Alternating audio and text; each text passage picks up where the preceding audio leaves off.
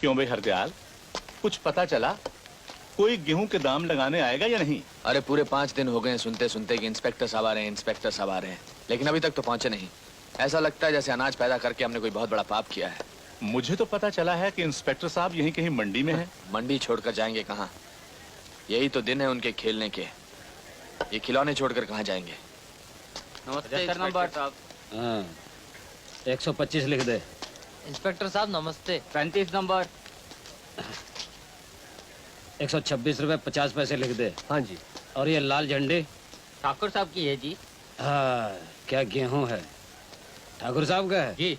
182 लिख दे, जल्दी से जल्दी 182 लिख इंस्पेक्टर दे। साहब, हमने ऐसा क्या गुनाह किया है जो हमें सरकार का पूरा भाव नहीं मिलता?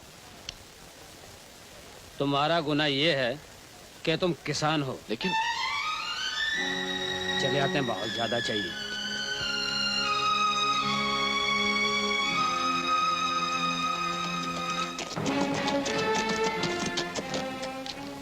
गोपी जी ठाकुर साहब। सबका अनाज आ गया? जी हाँ। जब अनाज तुल जाए तो आधा हिस्सा बतौर ब्याज हमारे गोदाम में पहुंचा देना। आप चिंता मत कीजिए ठाकुर साहब, सारे व्यापारी यहाँ बैठे हुए हैं। आपका ब्याज सबसे पहले कटेगा।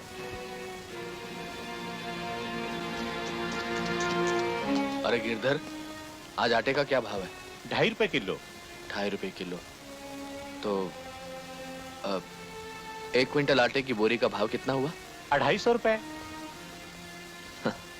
नंदू, अभी कुछ देर पहले इस गेहूं का भाव 150 रुपए क्विंटल था।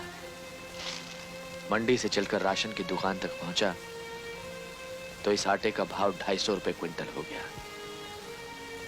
जिस दिन ये 100 रुपए की पिसाई हमारी समझ में आ गई, उस दिन हमारे दिन बदल जाएंगे।